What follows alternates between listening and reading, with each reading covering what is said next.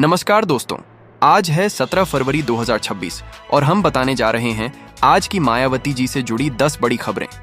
लेकिन उससे पहले अगर आप चैनल पर नए हैं और हर रोज मायावती जी से जुड़ी खबरें सुनना चाहते हैं तो अभी चैनल को सब्सक्राइब कर लीजिए। तो अब शुरू करते हैं। 17 फरवरी की सबसे अहम खबर यह रही कि फरवरी के महीने में उत्तर प्रदेश की राजनीति के बीच बसपा सुप्रीमो मायावती ने राज्य और केंद्र के बजट को लेकर जो प्रतिक्रिया दी वह काफी चर्चा में रही।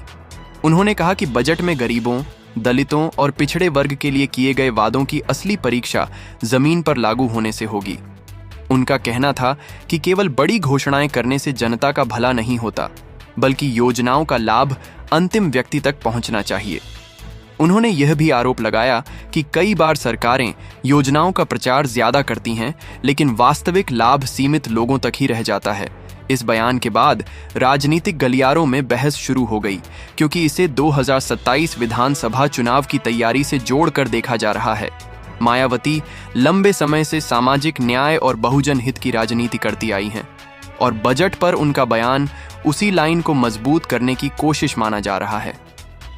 दूसरी तरफ सत्ताधारी दल के नेताओं ने जवाब देते हुए कहा कि सरकार लगातार विकास और कल्याणकारी योजनाओं पर काम कर रही है, जबकि विपक्ष केवल आरोप लगाने में लगा है।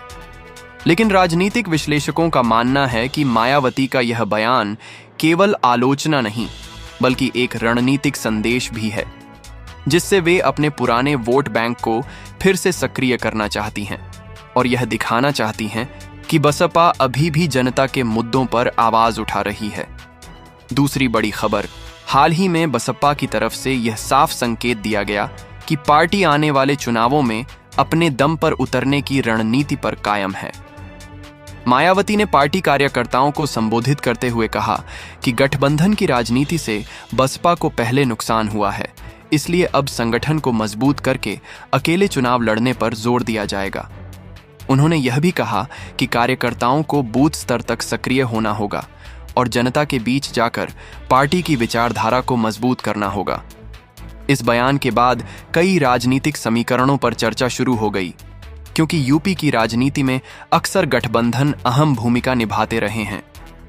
कुछ राजनीतिक जानकारों का मानना है कि मायावती अपने कोर वोट बैंक को मजबूत करने के लिए यह संदेश दे रही हैं कि बसपा किसी भी दबाव में नहीं आएगी। वहीं दूसरी तरफ विपक्षी दलों ने इसे चुनावी रणनीति का हिस्सा बताया। सोशल मीडिया पर भी इस बयान को लेकर समर्थकों और आलोचकों के बीच बहस देखने को मिली। कई समर्थकों ने इसे बसपा की मजबूती का संकेत बताया, तो कुछ लोगों ने कहा कि अकेले चुनाव लड़ना चुनौतीपूर्ण हो सकता है। बावजूद इसके मायावती का रुख साफ नजर आया कि पार्टी संगठन को फिर से खड़ा करने के लिए स्वतंत्र रास्ता अपनाना ही बेहतर है।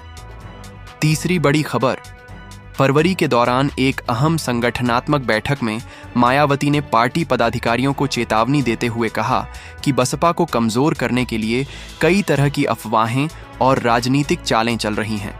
उन्होंने कार्यकर्ताओं से कहा कि वे सोशल मीडिया पर फैल रही भ्रामक खबरों से दूर रहें और केवल आधिकारिक जानकारी पर भरोसा करें। इस बैठक में आगामी चुनावों की रणनीति पर भी चर्चा हुई, जिसमें नए युवाओं को जोड़ने और पुराने कार्यकर्ताओं को फिर से सक्रिय करने पर जोर दिया गया। मायावती ने कहा कि पार्टी का इतिहास संघर्ष से भरा रहा है और कई बार विरोधी ताकतों ने बसपा को खत्म करने की कोशिश की, लेकिन संगठन ने हमेशा मजबूती से वापसी की है। उनके इस बयान को राजनीतिक हलकों में इसलिए भी अहम माना गया क्योंकि हाल के समय में बसपा की सक्रियता को लेकर कई तरह की चर्चाएं हो रही थीं। उन्होंने यह भी कहा कि पार्टी का लक्ष्य केवल चुनाव जीतना नहीं, बल्कि समाज में बराबरी और सम्मान की भावना को मजबूत करना है। इस बैठक के बाद पार्टी के कई नेताओं ने जिलों में जाकर संगठन विस्तार की योजना शुरू कर दी, जिससे यह साफ संकेत मिला कि बसपा आने वाले समय में ग्राउंड लेवल पर अपनी पकड़ मजबूत करने की कोशिश कर रही है। चौथी बड़ी खबर, हाल ही में एक वेब सीरीज को लेकर उठे विवाद पर भी मायावती की प्रतिक्रिया सामने आई, जिसमें उन्होंने कहा कि किसी भी समाज या वर्ग की छवि को गलत तरीके से दिखाना समाज के लिए ठीक नहीं है। उन्होंने कहा कि अभिव्यक्ति की स्वतंत्रता जरूरी है, लेकिन इसके साथ सामाजिक जिम्मेदारी भी उतनी ही महत्वपूर्ण है। मायावती ने प्रशासन से अपील की कि ऐसे मामलों में संवेदनशीलता के साथ फैसला लिया जाए ताकि किसी भी समुदाय की भावनाएं आहत न हों। उनके इस बयान के बाद यह मुद्दा सोशल मीडिया पर तेजी से ट्रेंड करने लगा और कई लोगों ने इसे सामाजिक सम्मान से जोड़कर देखा। राजनीतिक विश्लेषकों का कहना है कि मायावती हमेशा से सामाजिक संतुलन और संवैधानिक मूल्यों की बात करती रही हैं, इसलिए उनका इस विवाद में बोलना स्वाभाविक था। हालांकि कुछ लोगों ने इसे राजनीतिक बयानबाजी भी कहा, लेकिन समर्थकों का मानना है कि उन्होंने एक जरूरी सामाजिक मुद्दा उठाया है।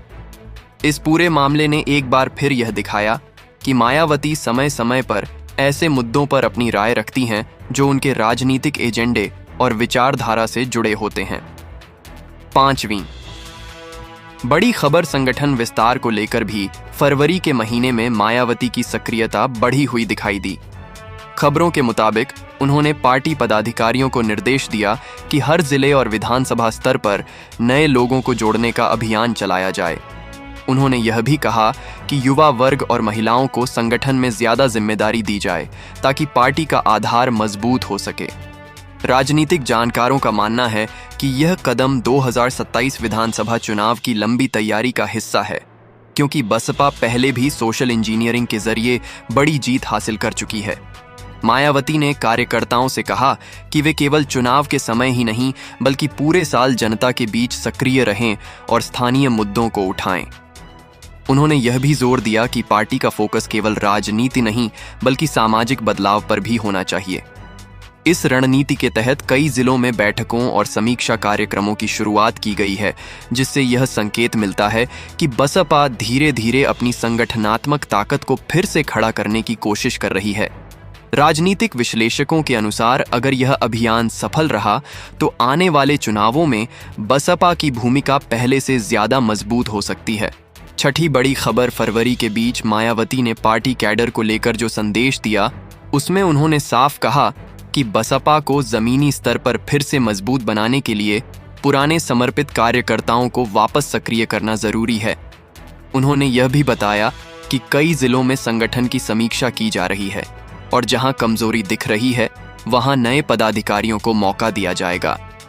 राजनीतिक हलकों में इस कदम को संगठनात्मक पुनर्गठन के रूप में देखा जा रहा है। मायावती का मानना है कि केवल बड़े नेताओं के भरोसे चुनाव नहीं जीते जा सकते, बल्कि बूथ स्तर पर मजबूत नेटवर्क ही असली ताकत होता है।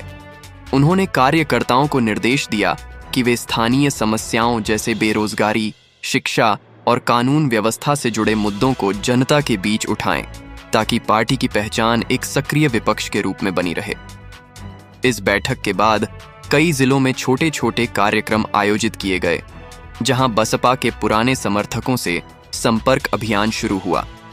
विश्लेषकों का कहना है कि यह रणनीति धीरे धीरे पार्टी की खोई हुई पकड़ वापस लाने की कोशिश हो सकती है। 7वीं बड़ी खबर, हाल के दिनों में मायावती ने सोशल मीडिया के बढ़ते प्रभाव को देखते हुए डिजिटल टीम को भी मजबूत करने का निर्देश दिया है। खबरों के अनुसार उन्होंने पार्टी के युवा नेताओं से कहा कि वे फेसबुक, एक्स और यूट्यूब जैसे प्लेटफॉर्म पर बसपा की नीतियों और ऐतिहासिक उपलब्धियों को ज्यादा प्रभावी तरीके से लोगों तक पहुंचाएं। उनका मानना है कि आज की राजनीति में डिजिटल मौजूदगी बहुत जरूरी हो गई है और युवा मतदाताओं तक पहुंचने के लिए यह सबसे बड़ा माध्यम बन चुका है। बसपा पहले सोशल मीडिया पर उतनी सक्रिय नहीं मानी जाती थी, लेकिन अब पार्टी इस दिशा में तेजी से काम करती दिख रही है। राजनीतिक जानकारों का कहना है कि यह बदलाव इसलिए भी अहम है क्योंकि यूपी की राजनीति में अब ऑनलाइन नैरेटिव का बड़ा असर देखने को मिलता है। मायावती ने यह भी कहा कि डिजिटल प्लेटफॉर्म पर केवल प्रचार नहीं बल्कि तथ्यात्मक और संतुलित जानकारी साझा की जाए ताकि जनता के बीच विश्वास बना रहे। 8वीं बड़ी खबर, उत्तर प्रदेश की कानून व्यवस्था और दलित उत्पीड़न से जुड़े मामलों पर भी मायावती ने हाल में प्रतिक्रिया दी।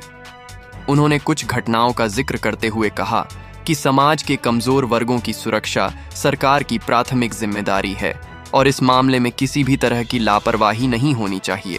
उनके इस बयान को बसपा की पारंपरिक राजनीति से जोड़कर देखा गया क्योंकि पार्टी हमेशा से सामाजिक न्याय और सुरक्षा के मुद्दे को उठाती रही है। मायावती ने कहा कि कानून सभी के लिए समान होना चाहिए और पीड़ितों को तुरंत न्याय मिलना चाहिए।